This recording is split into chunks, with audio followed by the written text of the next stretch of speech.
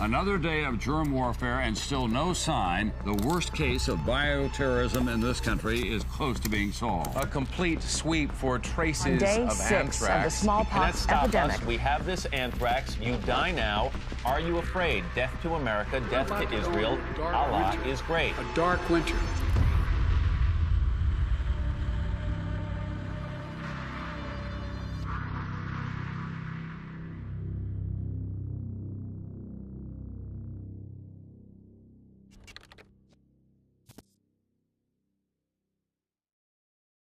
We had this event 20 years ago. There was a panic for a deadly bioagent. Yeah, like now, corona. Yes. 20 years ago, there was anthrax. I don't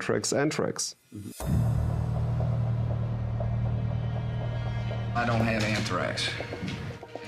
Good morning. President Bush tries reassuring the nation after anthrax is found at a facility that handles mail going to the White House. This was based on a bacteria called Bacillus anthracis, and it happened in September 2001, and it came out in October 2001 with a bio attack with post letters.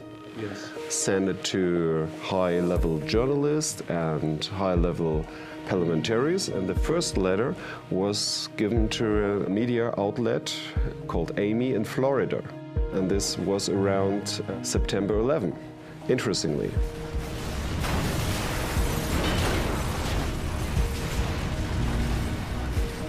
But this mass panic, what was created then by the governments and by the media, was anthrax, like now, corona. And, well, they created a law in December 2001, and this is nearly exactly the law that happened now in Germany on the 18th of November 2020. So, and this was a Model State Emergency Powers Act with the draft of December 21, 2001. So it looks like that the anthrax event in 2001 is like a blueprint of this coronavirus in 2020. And we have a lot of other similarities and code words. Interestingly, so we know from the anthrax, it was not a foreign attack, it was a domestic. And this is official, even the government of the United States. They say, okay, this anthrax attack was not a foreign attack, it was a domestic attack. Because in December 2001, there was a scientific investigation, and it came out that the anthrax came out of the US Army lab for 100%. And the government admitted this. So what happened? All the mass media panic was coming from 100% down to 0%. Most of the people didn't know and can't remember of the anthrax. Yes, there was something.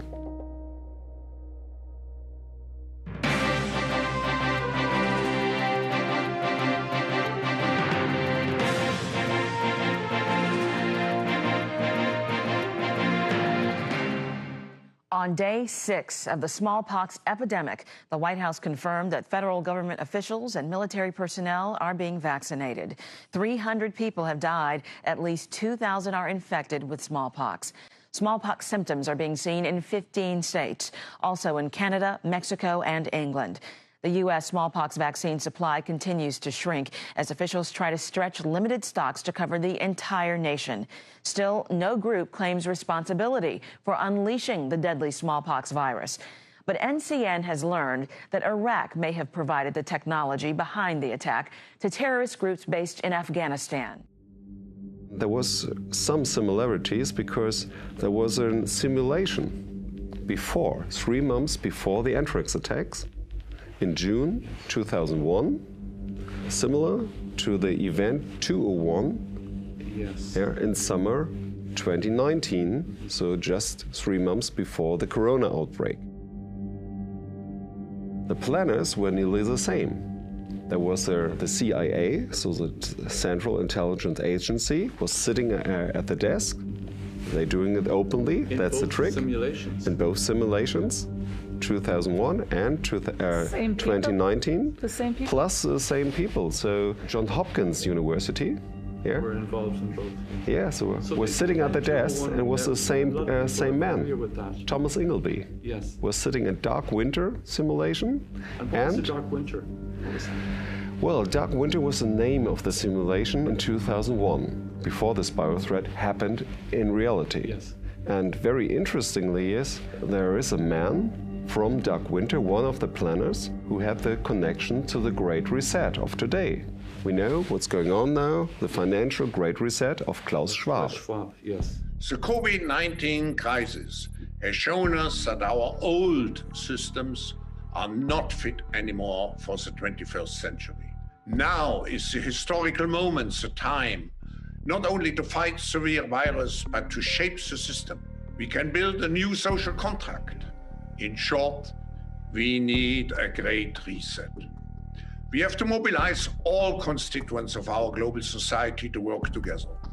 We must not miss this unique window of opportunity. And is there a direct connection between Dark Winter and Klaus Schwab? Yes. And his name is Mr. David Gergen. He was the planner of Dark Winter. He sat on the table with the Central Intelligence Agency, with the Johns Hopkins University, and now he's sitting at the board of the Klaus Schwab Foundation. And the Klaus Schwab Foundation, of course, is behind or has a connection to this so-called Great Reset. Yes, exactly. So Klaus Schwab wrote a book. The trick is to do it publicly. Wrote a book in English called COVID-19, The Great Reset. It's translated to German, yes. Corona, der große Umbruch. It's really the book to read, like in the 1920s and 1930s. There is a book out, and nobody should say that he didn't know about the book, and it's Klaus Schwab. And so here's this organization that has grown to this mammoth force and has enormous influence, dedicated to improving the state of the world. What is the state of the world today, as you see?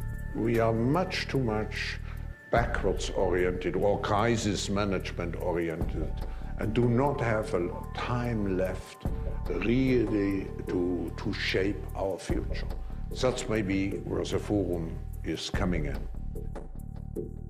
As we've seen various flu scares come along, we haven't had a super good response. So the paradigmatic examples are smallpox for an intentionally caused thing, that there was a simulation called Dark Winter that didn't come out very well, i.e. smallpox scored 1 and humanity scored 0.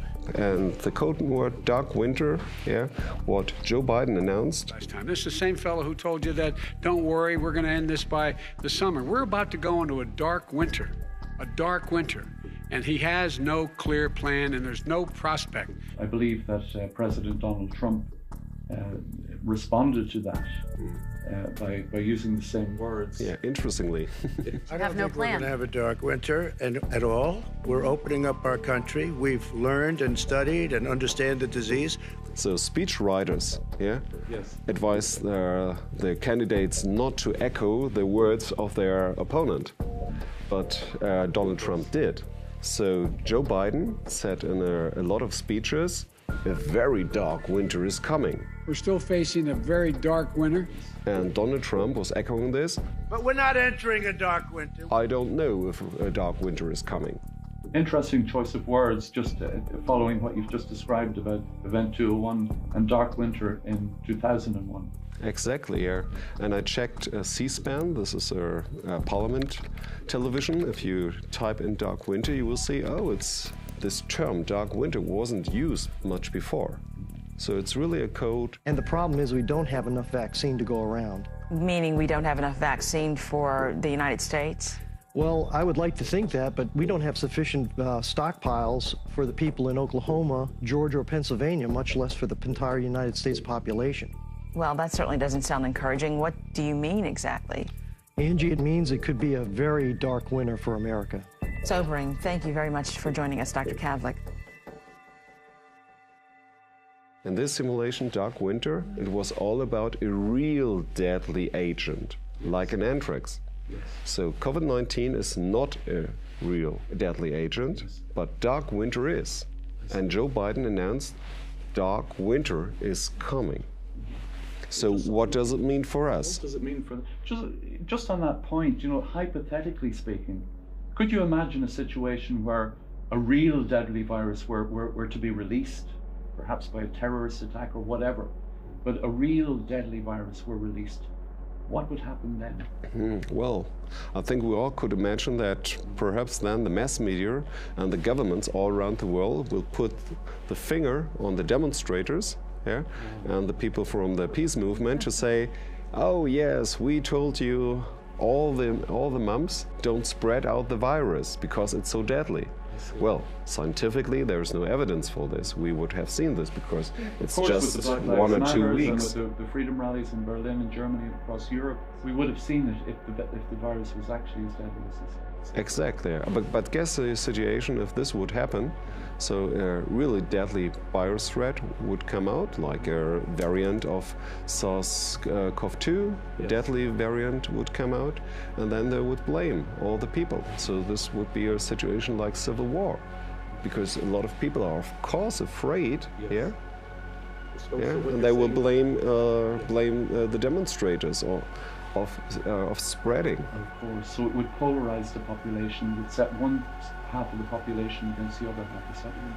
Exactly, and then they could point the finger and say, well, you seen, we told you all the time, wearing masks, social distancing, and it's you to blame for. I see. Well, what's the answer to that then? How could people counteract that? Yes, and I want to close with this, how we can counteract. So we as a World Freedom Alliance, we are prepared to look into these things scientifically, evidence-based. Like in the year 2001, there was a good professor from Arizona, his name was Paul Keim, and he got out that this anthrax was coming from the US Army itself. And if there would be now a situation with a dark winter, deadly virus threat, if we would see very sick people or dead people, we need to investigate, is this agent really from where it comes from? So it is definitely not the SARS-CoV-2, what we have seen the last months. So we are prepared for this situation, for this announced dark winter. Very good, Dr. Schöning. Thank you very much indeed. Thank you. We're about to go into a dark winter. A dark winter. I don't think we're going to have a dark winter. We're still facing a very dark winter. We're entering a dark winter. My heart goes out to each of you in this dark winter of the pandemic. When he's talked about a dark winter, my opponent is promising a long, dark winter. We are facing a very dark winter. We're still in the middle of what will be a very, very, very dark winter. It could be a long, dark winter. Without better planning, 2020 could be the darkest winter in modern history. What are the priorities for WHO in getting through this dark winter? We are in for a long, dark winter before a vaccine becomes broadly available. The courage and judgment to lead us through this long, dark winter. As we enter the dark winter of the pandemic. What we've all had to endure and what we're going to have to endure during this very dark winter to combat this virus and to save as many lives as we can. I said in March it was going to be a long, dark winter.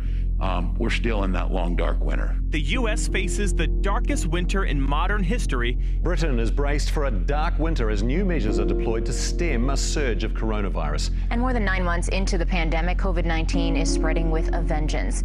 It has now killed a reported 280,000 Americans, according to Johns Hopkins University. Record numbers of new cases and hospitalizations increase concern that a dark winter is ahead. All I can tell you is the truth. We're in a very dark winter. Things may well get worse before they get better. The UK has identified a new variant of COVID-19 through Public Health England. It seems that the spread is now being driven by the new variant of the virus. A new variant of COVID-19 that is spreading across the globe. The United Kingdom feels like Plague Island, with 2 new coronavirus strains, the other from South Africa. Fortunately, it's going to be quite a dark winter. 2020 has shown that governments must increase investment in public health, from funding access to COVID-19 vaccines for all people, to making our systems better prepared to prevent and respond to the next inevitable pandemic. This pandemic has been very severe. It's spread around the world extremely quickly. It has affected every corner of this planet. But this is not necessarily the big one. These threats will continue. If there's one thing we need to take from this pandemic with all of the tragedy and loss, is that we need to get our act together. We need to get ready for something that may even be more severe in future. The idea of a bioterrorist attack is kind of the nightmare scenario because they're a pathogen with a high death rate would be picked. Now, the good news is most of the work we're going to do to be ready for pandemic 2, I call this pandemic 1, most of the work we'll do to be ready for that are also the things we need to do to minimize the threat of bioterrorism. So we'll have to prepare for the next one. That, I'd say is will get attention this time.